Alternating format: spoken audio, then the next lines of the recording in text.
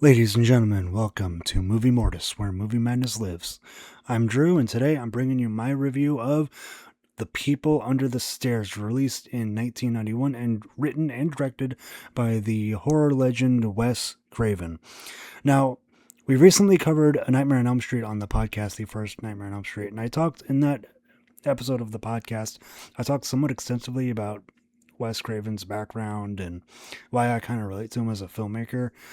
And so, kind of want to get a little bit more of Wes Craven's backstory and everything. I would definitely recommend listening to that. But The People Under the Stairs is a movie that I only just saw a couple hours ago, actually. But a couple weeks ago, this is a movie that I had been looking to get on physical media and looking to watch for a long time. I got into Wes Craven's when I got into Wes Craven's filmography back in 2020 when I was getting into horror.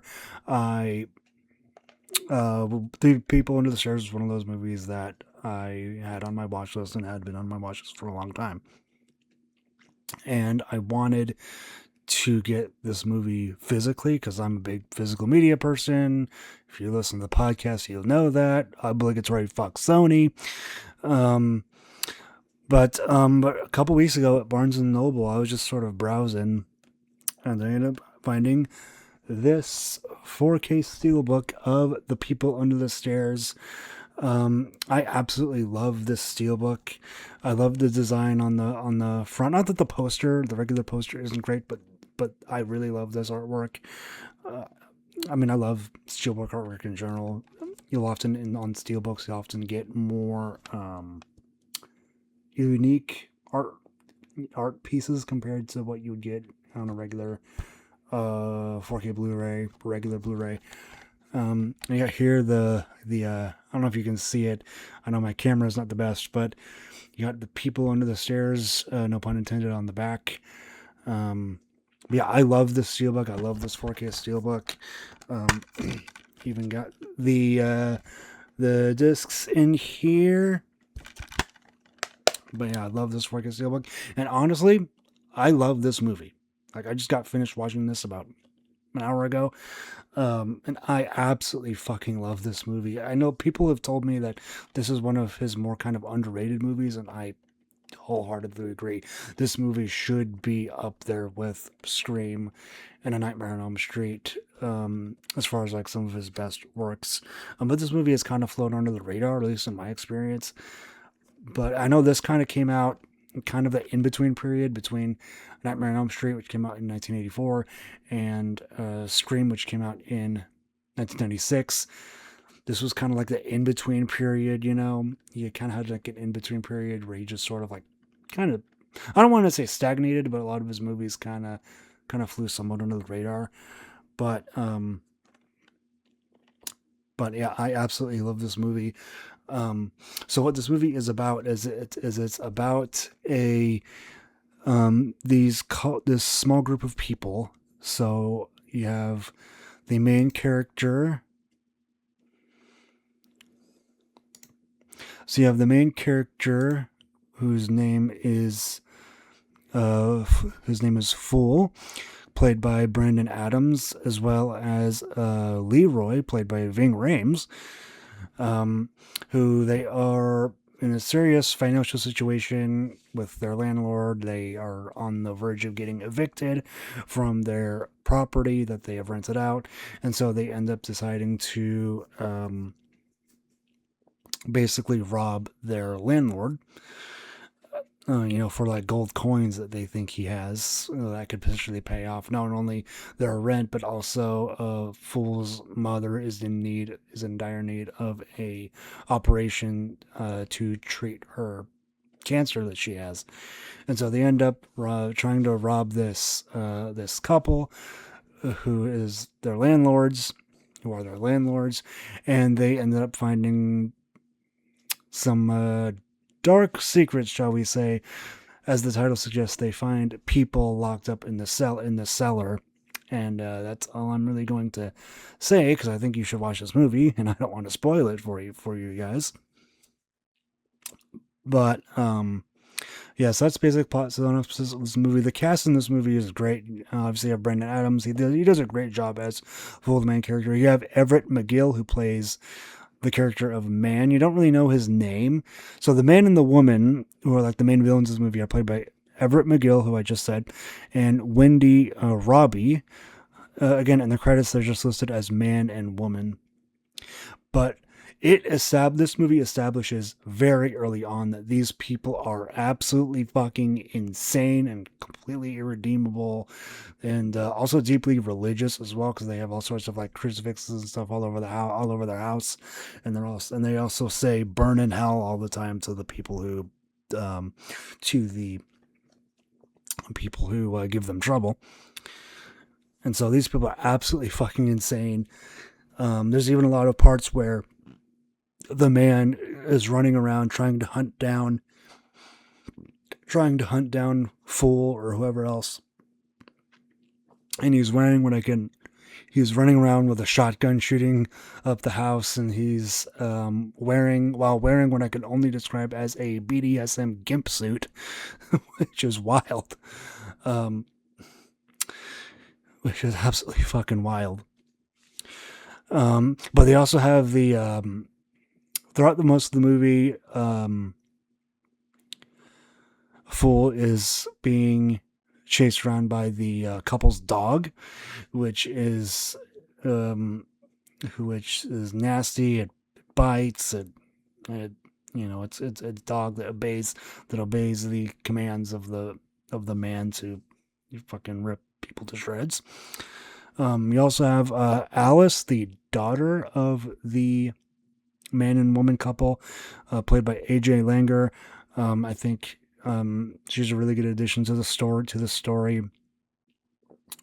Ving Rhames, I already said. You also have a character named Roach, played by Sean Whalen, who is one of the people under the stairs. I'm not going to really delve into much detail about him.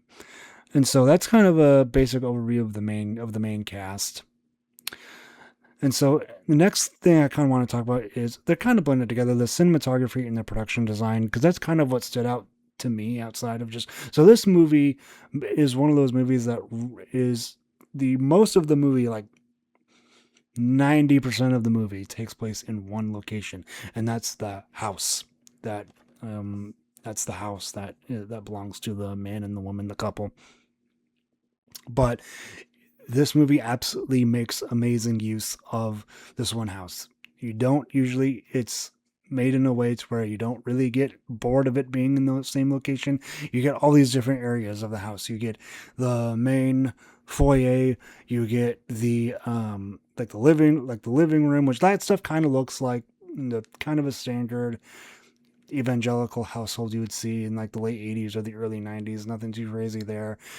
But the upstairs is when you it kind of strikes to me, it like looks to me as almost kind of modern Gothic, if that makes sense. There's like candles everywhere. It's kind of low lit. Then you also have the attic, and a couple parts of this movie. And the other main area of the house is the cellar, the basement, where all the people who are being held captive, who are being held under the stairs in the cellar, are being kept. And it's very cramped. It's very dark, obviously. It almost feels like a zombie movie at times, but the zombies, when you come to, throughout the story, it's like the people who are under the stairs, they were burglars or whoever who sort of got too close and saw too much of what this couple was doing. And so they ended up holding them captive. And even some of them, they even mutilated some of them. And so, yeah, the production design, I think, is really good, and it makes a lot of incredible use of the one location that this movie is in, and it feels like a real house. It feels like a real location. It feels like a real location. It feels like a real house. And so, overall, the people under the stairs is such a great movie. It's also kind of a fast moving movie as well. There's not a lot of wasted screen time. There's no fat. There's as far as like the story goes, to kind of get back to the story a little bit, there's not a lot of, it doesn't take too long to get into the action. The first act goes by relatively quickly. You meet Fool, you meet Leroy, you understand the situation within like the first 10 minutes, and then I think it's on that, so it's like somewhere around the 15-minute mark in the movie, maybe even sooner than that, where they're at the house and they're, ready to rob stuff, and it gets into it rather quickly. And this movie does have a 1 hour 42-minute runtime, I believe.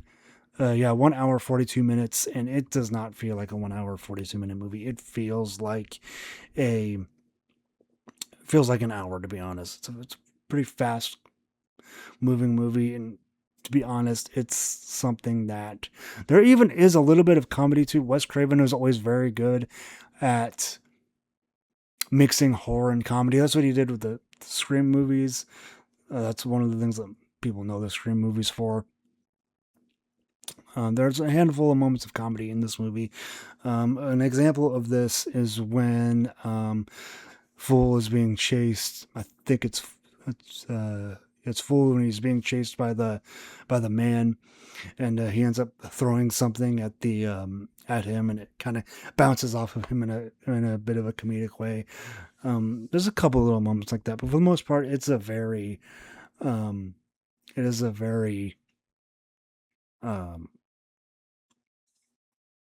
it's a very fast moving movie. It's a very straightforward movie for the most part, I would say. But so yeah, that's pretty much my quick review of The People Under the Stairs. It's so good. It's so good. You all should definitely go watch it if you haven't checked it out. And so, ladies and gentlemen, this has been Drew of Movie Mortis, with my review of The People Under the Stairs. In conclusion, it's a fantastic movie, as I've said 1,000 times. And so please subscribe to Movie Mortis, where Movie Madness lives. And please make sure to listen to the Movie Mortis podcast on Spotify, Apple Podcasts, Amazon Music /Audible, iHeartRadio, Podbean, and I'll have all the links in the description. And please like, comment, and share this video. And I will see you guys in the next one.